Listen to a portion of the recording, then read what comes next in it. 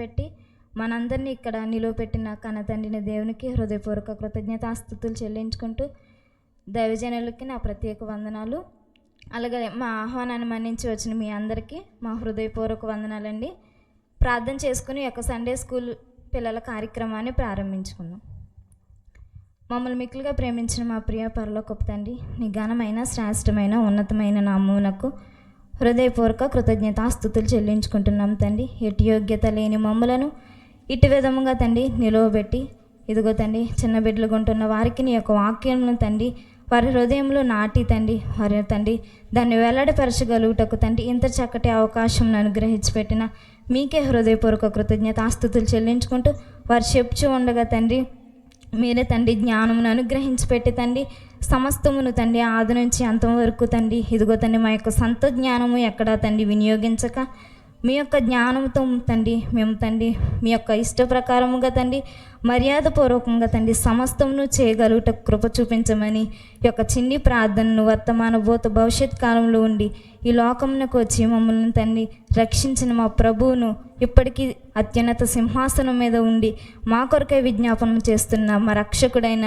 యేసుక్రీస్తు వారి శ్రేష్టమైన నామములో అడిగి పెట్టుకుని ప్రార్థన చేస్తున్నాం తండ్రి. ఆమేన్. మొదటిగా సత్యవర్ధన్ వచ్చి ప్రేమ అనగానే ఏంటి చెప్తాడు. అందరూ శ్రద్ధగా వినండి.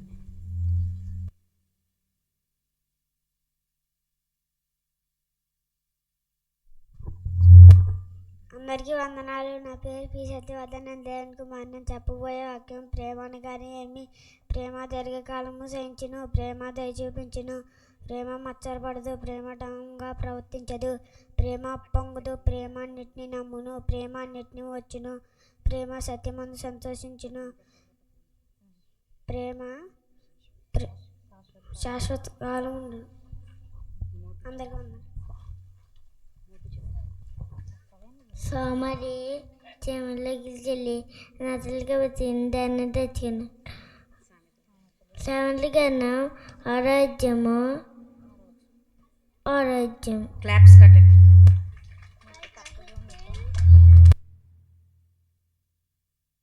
మహిత్ వచ్చి సామరి చెమలగలను కనిపెట్టి గానం తెచ్చుకున్నాను. సామెత కన్నా ఆరోగ్యం ఆలోచన. పిల్లలారా ప్రభు నందు మీ తల్లిదండ్రులకు ఇదే ఉండుని. ఇది అన్నామే ఎపిఎస్సి పత్రిక ఆరాధ్యం 1 క్లాప్స్ కొట్టండి అందరు. అనన్య వచ్చి వాక్యం పిల్లలారా ప్రభు నందు మీ తల్లిదండ్రులకు ఇది ధర్మమే. ఎపిఎస్సి పత్రిక ఆరోగ్యం ఆలోచన. సోమరి చీమల ఒత్తికలను అటునతో కనిపెట్టును జ్ఞానం తెచ్చుకున్నావు. అందరికీ క్లాప్స్ కట్టండి. సత్యజీవన్ వచ్చి వాక్యాన్ని చెప్తాడు. అందరికీ వందనాలు. నా పేరు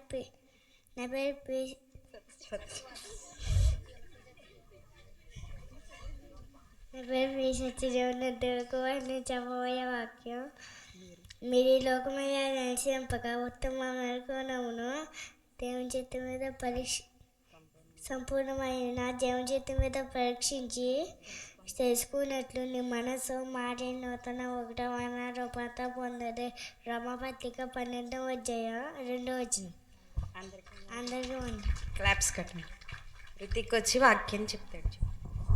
అందరికీ వందనాలు. నా పేరు కేరిదిక్కు. నేను దేవుని కుమారుని చెప్పబోయే వాక్యం భూ సంబంధమైనవి, చంపవలసినవి, జారత్వము, పవిత్రత, కామదురద, దురాశ, ధనాపేక్ష, విసర్జించవలసినవి కోపము, ఆగ్రహము, దుష్టత్వము, దూషణ, బూతులు, పరలోక సంబంధమైనవి, ధరించుకోవలసినవి జాలిగల మనసు, దయాలత్వము, వినయము, సాత్వికము, దీర్ఘశాంతము, ప్రేమ. అందరికీ వందనాలు. అందరికీ వందనాలు. నా పేరు ఏ రాహుల్. నేను చెప్పబోయే వాక్యం ఆపదమాడు పెదవులు యెహోవాకు హేయములు, సత్యవతనైన కిష్టులు. సామెతలు 20:30. అందరికీ వందనాలు. కిరణ్ తేజ వచ్చి ఎవరికి శ్రమ అని. అందరికీ వందనాలు. My name is Kiran Teja. నేను చెప్పే వాక్యం తమకు తామే కీడు చేసుకున్న వారికి శ్రమ, దుష్టులకి శ్రమ, మద్యం తాగువారికి శ్రమ, తమకు తామే బుద్ధిమంతులనుకున్న వారికి శ్రమ, లోబడని పిల్లలకి శ్రమ, అన్యాయంగా లాభం సంపాదించుకున్న వారికి శ్రమ, స్వార్థ ప్రేమించిన పోయిన ఏడల వారికి శ్రమ. అందరికీ వందనాలు. క్లాప్స్ కొట్టండి. అవంతిక వచ్చి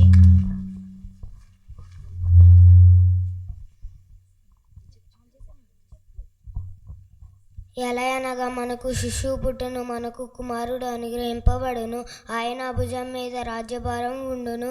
ఆశ్చర్యకరుడు, ఆలోచనకర్త, బలవంతుడైన దేవుడు, నిత్యుడగు తండ్రి, సమాధానకర్త, అధిపతి అని అతనికి పేరు పెట్టను. యెషయా గ్రంథం 9వ నుండి 6వ వరకు. అభిషేక్ వచ్చి వాక్యాన్ని చెప్తాడు.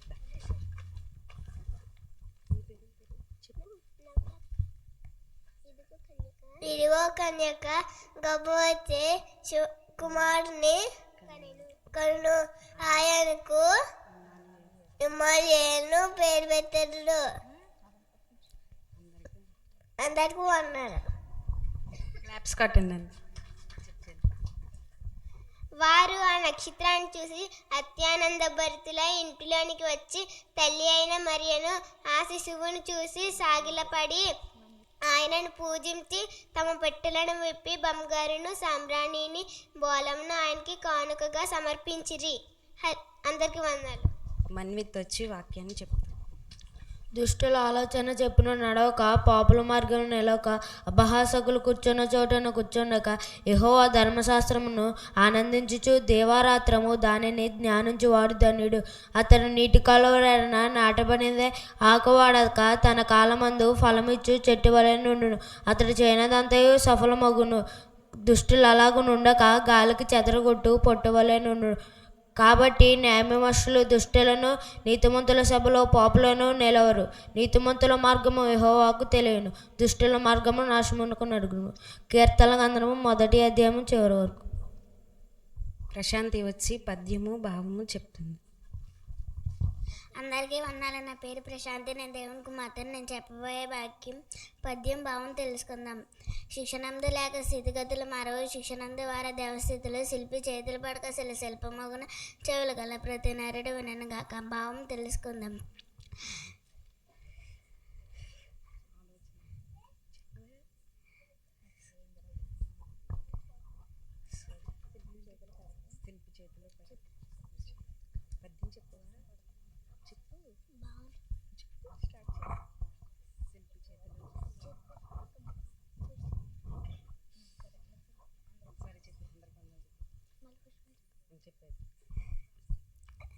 శిక్షణందు లేక స్థితిగతులు మరవు, శిక్షణందు వారి దేవస్థితులు, శిల్పి చేతుల పడక శిల్పమగున, చెవులు గల ప్రతి నరుడు వినను గాక.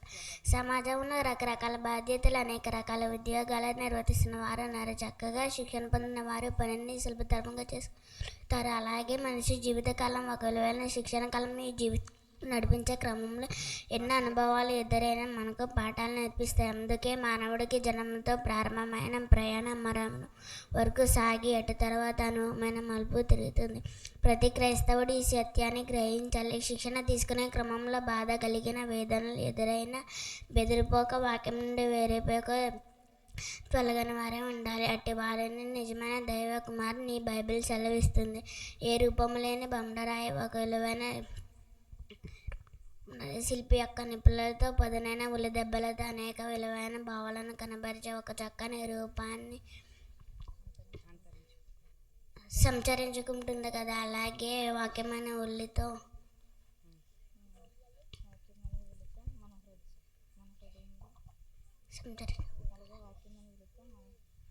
మన వ్యక్తిత్వం చెక్కబడుతుంది. ఇప్పుడు తుదకు అది దైవత్వాన్ని పొందుకుంటుందని ఈ పద్యభావం అందరికీ ఉంది. ఆక్సా వచ్చి ఆలోచనాత్మకమైన ప్రశ్నలు జవాబులు చెప్తుంది. ముందుగా తండ్రి అయిన దేవునికి వందనములు, వేదికపైన దర్శనలకి కూడా వచ్చాను మీ అందరికీ వందనములు. ఇప్పుడు ఆలోచనాత్మక ప్రశ్నలు, ఆచరించే జవాబులు తెలుసుకుందాం. పరిశుద్ధాత్ముడు మనలోనికి వచ్చే సమయం ఏది? మారు మనసు పొంది బాప్తిసము పొందిన సమయం నుండే ఆత్మ మనలో ఉంటారు. ఆరాధన ఎప్పుడు, ఎక్కడ, ఎలా జరుగుతుంది? ఆత్మ అనగా పరిశుద్ధాత్మతో, సత్యము అనగా వాక్యముతో ఆరాధన నిరంతరం మన జీవితాల ద్వారా జరగాలి. విశ్వాసం ఎలా కలగాలి? దేవుని మాట వినడం ద్వారానే మన అందరికీ విశ్వాసం కలగాలి. ఆయన మాటలు వింటూ ఉండగానే అది బలపడాలి. క్రైస్తవులు పాపిని ద్వేషించాలా? క్రైస్తవులు పాపిని ప్రేమించి మార్చే ప్రయత్నం చేయాలి. పాపాన్ని మాత్రం అనుక్షణం ద్వేషించాలి.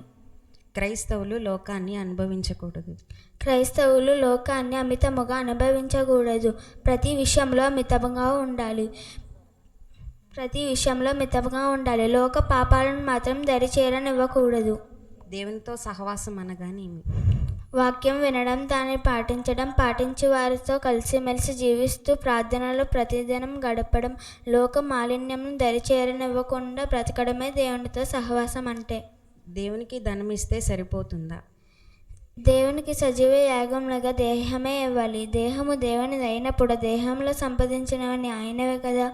ఆత్మల రక్షణ కొరకు ప్రాణమే ఇవ్వాలి. ధనం కంటే ప్రాణం గొప్పది. యవ్వనమును పవిత్రంగా ఎలా కాపాడుకోవాలి? యవనములో దుష్ట సాంగిత్యములకు దూరంగా ఉండాలి. ఎల్లప్పుడూ హృదయమును వాక్యముతో అదుపు చేసుకోవాలి. యవనమును పవిత్రంగా కాపాడుకున్న భక్తుల చరిత్రను మననము చేసుకోవాలి. దేవుని కొరకు బ్రతకడం అంటే ఏమిటి? ఆయన ఆలోచనలతో అంటూ ఆయనను బాధించక దేవునికి ఇష్టమైన జీవన శైలిని కలిగి ఉంటూ సువార్త ప్రకటనలో ఉండటం, విశ్వాసమును కాపాడుకొనడమే దేవుని కొరకు బ్రతకడం అంటే. వాక్యం చెప్పడం మాత్రమే దేవుని పని కాదు. అందరూ వాక్యం చెప్పలేకపోవచ్చు, అయినా అందరూ పని చేయవచ్చు. మన ప్రవర్తన ద్వారా, మన కష్టము ద్వారా, మన ఆలోచన ద్వారా, మన మాటల ద్వారా ఆయనకు మహిమ తేవడమే దేవుని పని. దేవుని పని ఎలా చేయాలి?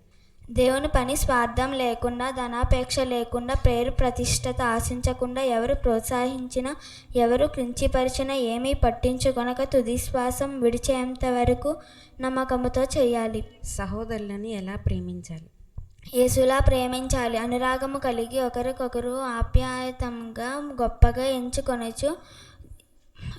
ఎంచుకొనొచ్చు దేవుని ప్రేమను చూపాలి. అసూయ ద్వేషం విడవకపోతే నష్టం కలుగుతుందా? అవును. ప్రేమ ద్వేషము ఒక చోట ఉండలేవు. అక్కడ దేవునికి స్థలము లేదు. మన సాటి వారిపై మనము ద్వేషము, అసూయ కలిగి ఉంటే పరలోకము పొందలేము. ఇది భయంకరమైన నష్టము. మన జీవితంలో ఎటువంటి లక్షణాన్ని ఏర్పాటు చేసుకోవాలి? మన జీవితంలో ఏ పని ఎంచుకున్నా అది దేవుని నీతిని మనలో నుండి తప్పించకుండా ఉండాలి. ప్రతి పరిస్థితిని తట్టుకుంటూ ప్రభువునందు నిత్యము ఆనందించుచు చావు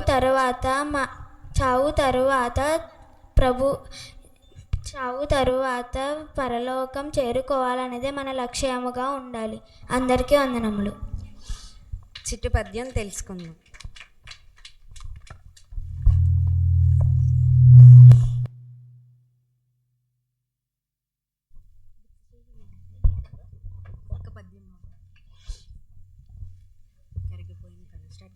కరిగిపోయిన కాలము నీడ వంటిది కాదా, ఉన్న సమయమందు ప్రభుని వెతకాలి కదా. ఏ క్షణమునందో క్రీస్తు రెండవ రాకడ, బ్రతుకు ముయ్యక ముందే మారాలి కదా. అందరికీ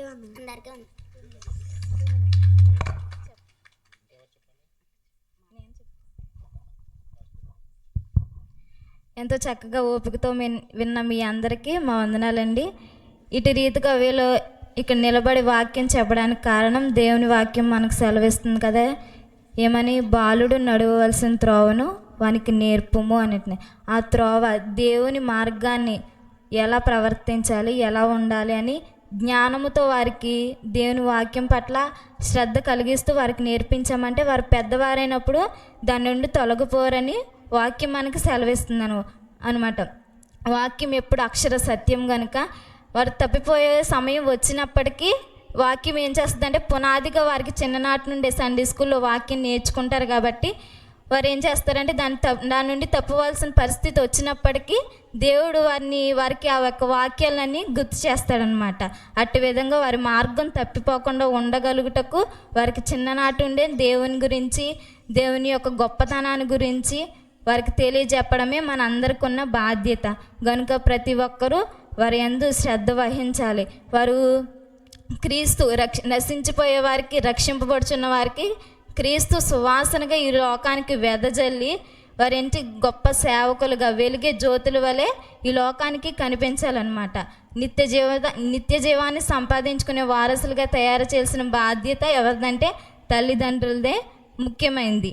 వారు సమీపంలో ఉన్న సండే స్కూల్ ఖచ్చితంగా పంపించండి. ఆ వయసులో ఉన్నప్పుడు మనం నిజంగా వాక్యాన్ని తెలుసుకొని లేని వారం చాలామంది ఉన్నాం.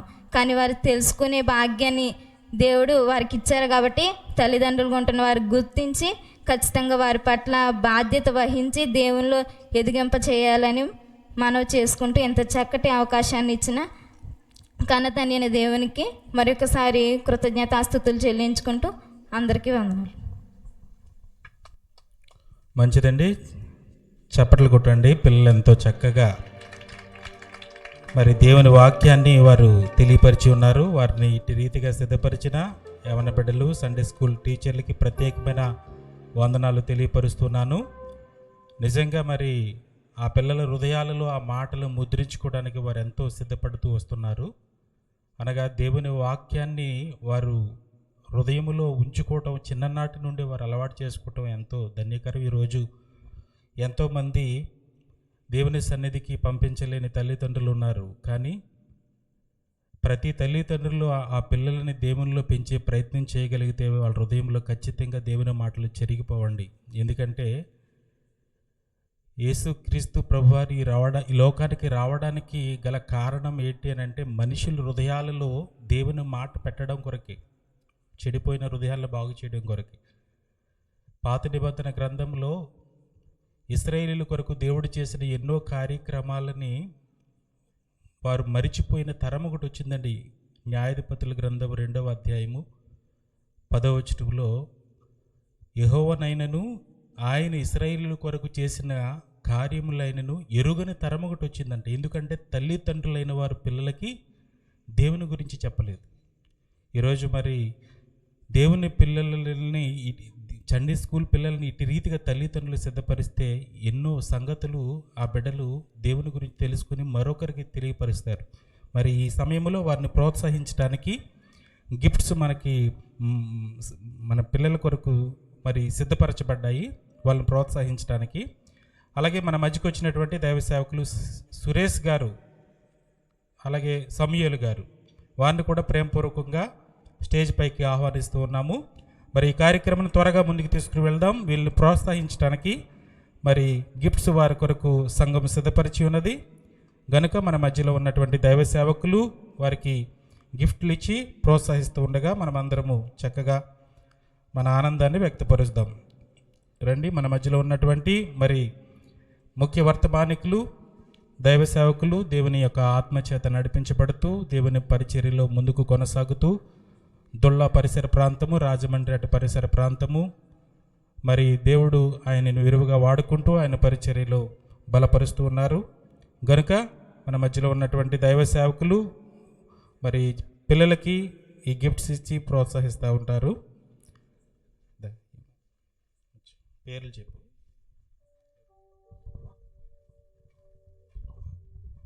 ఆక్సా మొదటిగా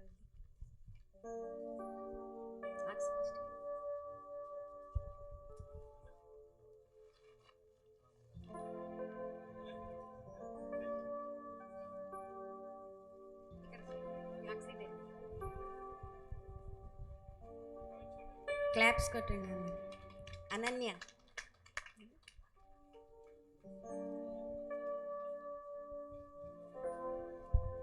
క్లాప్స్ కొట్టండి.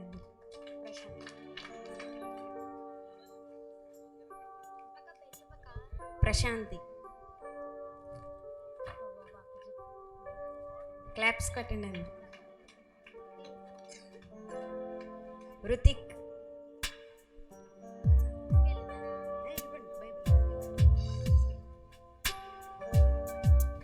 రాహుల్,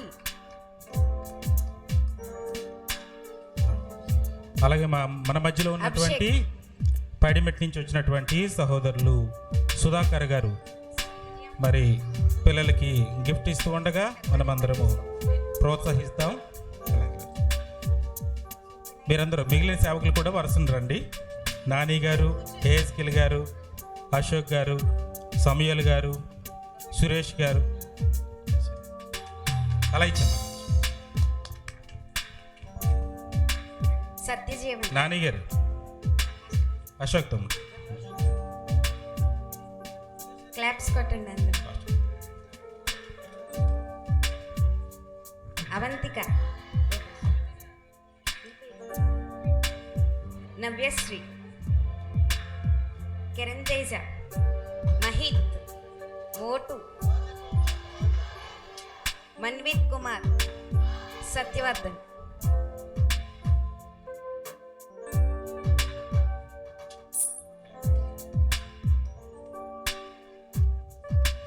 అన్నారా?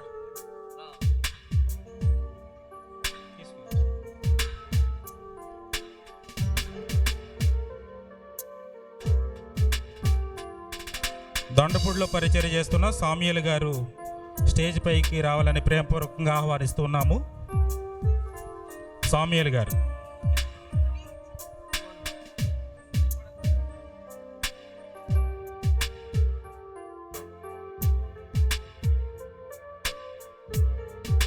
ఏఎస్కేల్ గారు రండి ప్లీజ్. సమీల్ గారు. ఎన్ని ఉన్నాయి? ఒకటా?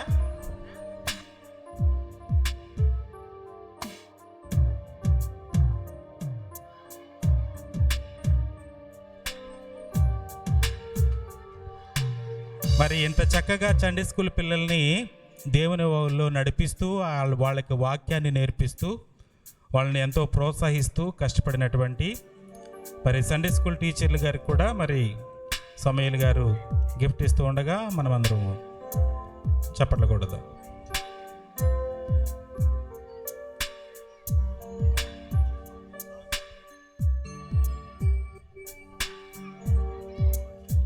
సామ్యుల్ గారిని ప్రేమపూర్వకంగా స్టేజ్ పైకి ఆహ్వాని